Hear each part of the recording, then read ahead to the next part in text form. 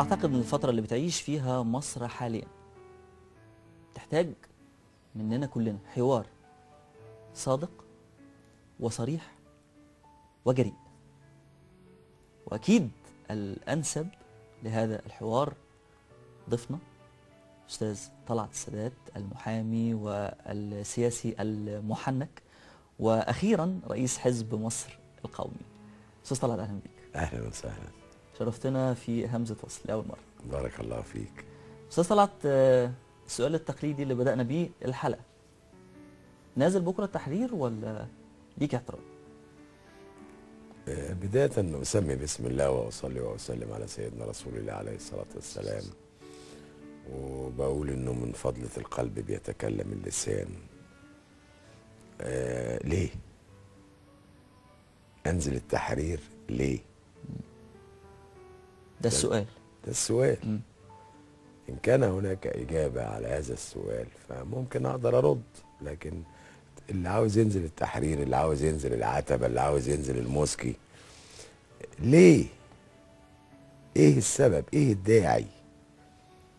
هل شباب الثورة هو اللي نازل؟ ولا شباب مصر العاطل هو اللي نازل؟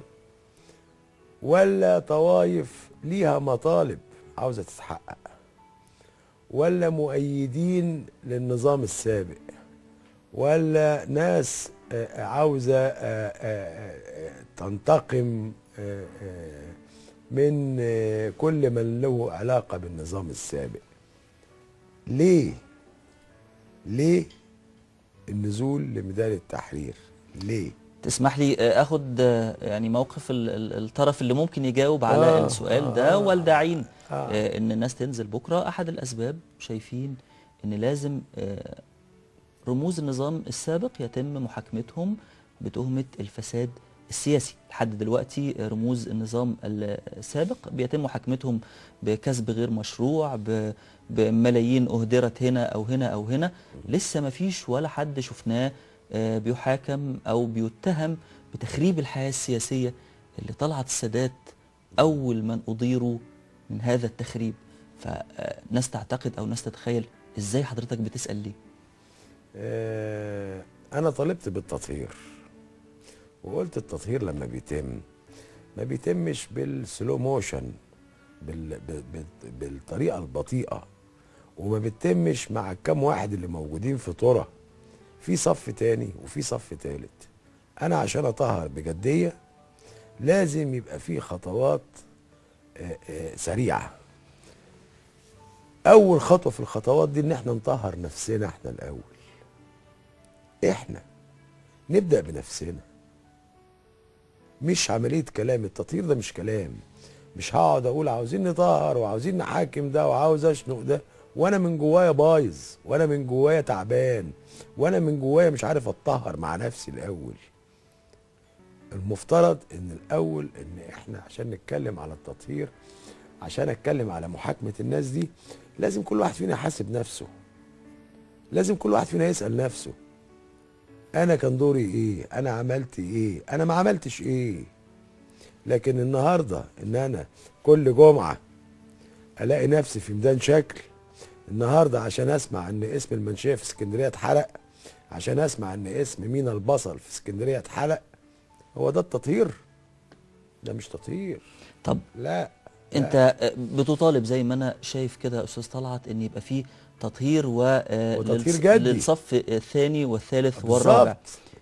في ناس شايفه ان التطهير ده ما بيحصلش، فعايزين يطلعوا يقولوا ليه ما بيحصلش. عايزين يقولوا في نقدر نقول بطء شديد جدا في المحاكمات ليه. في ناس شايفه في نفس الوقت برضو، عشان اكيد حضرتك هتحب ترد، شايفه ان يبقى في انتخابات برلمانيه في الموعد المحدد ليها هيكون عقبه شديده جدا امام قوى سياسيه كثيره، وهيبقى المستفيد منها طرف واحد او طرفين في المعادله السياسيه. فبيطالبوا ان يبقى في دستور في البدايه يتم اعداده بشكل جيد، وفي ما يلحق انتخابات برلمانيه او انتخابات رئاسيه. من ناحيه الترتيب والاولويات، انا سبق وقلت قبل كده ان عمليه الترقيع الدستوري مش تمام. انا قدام ثوره، انا قدام عروسه، انا قدام فرح، قدام عروسه تلبس ابيض في ابيض ويتعمل لها زفتها وتاخد وضعها ونفرح، مش البسها جلابيه مقطعه ولا جلابيه مرقعه واقول لها مختاري يا حلوه يا زينه. ما ينفعش الكلام دوت. انت عاوز شغل جد، كان لابد انه يتعمل دستور مظبوط بما يرضي الله بعيد عن الاهواء. لكن انا فوجئت زي كتير ما فوجئوا بانه العمليه عمليه ترقيع. عشان كده انا يوميها لما سئلت انت رحت قلت اه ولا قلت لا، قلت لهم انا اصلا ما رحتش. انا ما رحتش اساسا صراحه يعني. طيب. ما قدرتش اخبي. ليه؟ انا بطالب ب5 خطوط يمشوا مع بعض، مش خط واحد. طب تسمح لي يا استاذ طلعت ناخد 5 الخطوط اللي لازم يمشوا مع بعض من وجهة نظرك، واللي شايف ان هم مش ماشيين لحد دلوقتي، بعد ما ناخد استاذ محمد من مدينة السادات. اهلا بيك يا استاذ محمد. السلام عليكم يا فندم. عليكم السلام ورحمة الله وبركاته. بحيي حضرتك وبحيي الاستاذ. حضرتك بس انا بكلم استاذ طلعت لان احنا عندنا شويه مشاكل في مدينه السادات، وانت رحت البحيره ورحت هنا وما جيتلناش. ماشي؟ فاحنا عندنا مشاكل في الصناعات الصغيره، حتى تاريخه متضررين بمشاكل عمرو عسل والسيد رشيد محمد رشيد. احنا بنناشد الوزير من شهر 3 وزير الصناعه، حتى تاريخه لم حد يستجب معانا. الصناعات الصغيره تهدر بسبب السيد رشيد محمد رشيد والسيد عمرو عسل. شكرا ليك يا استاذ محمد، وشكرا لاسئلتك. وروح مدينة السادات يا استاذ طلعت، روح مدينة السادات شوف ايه اللي بيحصل فيه. السادات دي في القلب. طيب. قلت ان في 5 خطوط لازم يتم السير فيهم في نفس الوقت. وشايف ان هو ده ما بيحصلش. لا زي لا، يعني خط التطهير ده 1، التغيير 2. بمعنى يعني عشان كل حاجة يعني التطهير احنا اتكلمنا فيه. ان انا مش هاخد الصف الاول فقط 20 واحد وخلاص.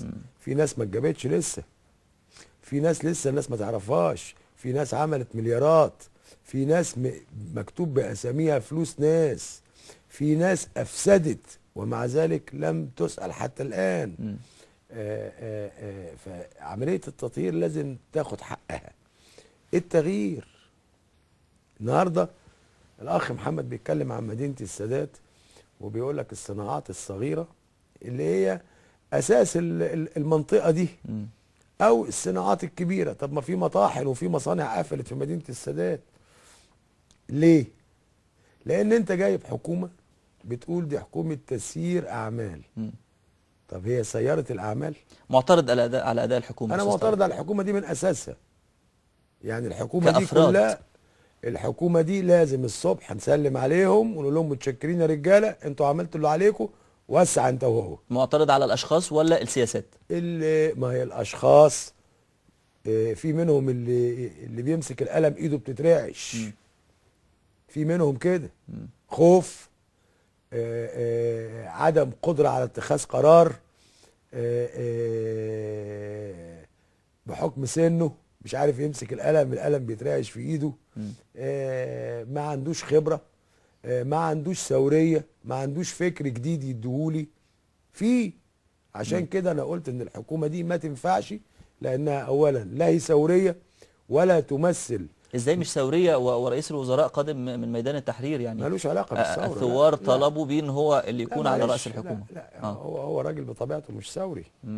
مش ثوري ولا عنده فكر ثوري. والا كان وقف قدام النظام في لحظه من اللحظات. هل كان البديل اظهر ثوريته؟ هل البديل موجود لما بتقول ان بتنتقد سياسات الحكومه والحكومه بشكل عام؟ اكيد في مخيلتك لازم يكون البديل ليه مواصفات معينه، واكيد يعني بتظهر امامك شخصيات انت ادرى واعلم. ممكن يكون مين اللي يصلح لهذه المرحله اللي احنا عايشين فيها في مصر، اللي ليها يعني في التزامات كثيره جدا ليها؟ الشباب. مصر ولاده. في شباب، وفي شباب ثقافه عاليه واحترام عالي. الشباب اللي قام بالثوره، ما هو مش ممكن شباب يقوم بثوره بهذا الجمال وهذا الرقي وهذا الاحترام، وبعدين تقول لي ده روح يا ابني انت وهو ناموا بقى كفايه كده. مفيش كده. وبعدين احنا بنتاسى بمين؟ بالدول العظمى. مش كده؟ الدول العظمى دي لما تيجي تبص على بريطانيا العظمى تلاقي ان رئيس الحكومه البريطاني عنده 35 سنه. الناس اللي بتتاسى بالولايات المتحده الامريكيه وبص لها على ان دي الكعبه بتاعتهم، رئيس الولايات المتحده الامريكيه عنده 45 سنه. طيب ما تتاسوا بالناس دي. اعتراضك على تشكيل الوزاري او على الحكومه المصريه ورئيس الوزراء المصري حتى يصل بيك انك تصفه انه بيهدر المال العام؟ لا، ده هم بينتقدوا بعض في قلب بعض. ده هم بيقولوا على بعض كلام ما يصحش يتقال. هم الحكومه نفسها مع بعض بينتقدوا بعض. طب اعرف من حضرتك يعني شكل اهدار المال العام اللي شايفه في الحكومه بعد ما ناخد استاذ فهد من هنا. استاذ فهد اهلا بيك. استاذ فهد يا مرحبا. اهلا بيك يا استاذ فهد. انا عايز بس اتكلم، اسال استاذ طلعت سؤال. اتفضل. هنوطي التلفزيون بس يا استاذ فهد بعد اذنك. استاذ طلعت، ليه سيادتك ماشي حاضر، ليه سيادتك ما تترشحش في الرئاسي؟ ما تترشحش ايه؟ ليه سيادتك ما تترشحش في الرئاسي؟ الرئاسي. وانت هذا الشبل من ذاك الاسد. تعيش كتر خيرك. شكرا ليك يا استاذ فهد. ده سؤال قادم اعتقد ان انت يعني طبعا شلها سيدي عبد الرحيم يعناوي، وشلها سيدي محمد رضوان في الساحه البغداديه. مصر في المرحله اللي جايه محتاجه رجل عسكري.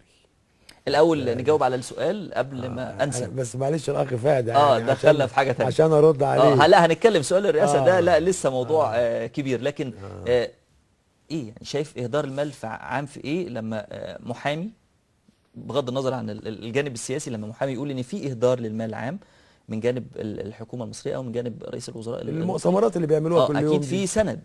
المؤتمرات اللي بيعملوها كل يوم دي، الحوارات. مش عاجبك الحوار الوطني؟ مين اللي بيصرف عليه؟ مين؟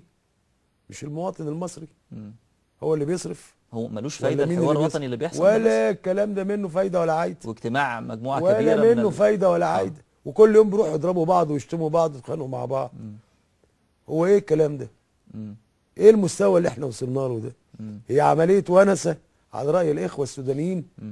لما يبقوا قاعدين كده او كل واحد بيتكلم وكله بيتكلم في وقت واحد وما انتش فاهم مين جاي مع مين ومين جاي باجنده ايه وده دماغه فيها ايه وده دماغه فيها ايه. ايه الكلام اللي بيجرى ده؟ يعني الاعتراض على الاشخاص ولا الاعتراض الكلام ده بيعمل على ما حوار. يناقش في الحوار؟ في واحد الدكتور يحيى الجمل بيعمل حوار وفاق معرفش وطني. الدكتور عبد العزيز حجازي بيعمل حوار معرفش وفاق مين. الدكتور مين تالت بيعمل حوار معرفش ايه. في مجلس وطني كل واحد فيهم عاوز حوار التاني يفشل.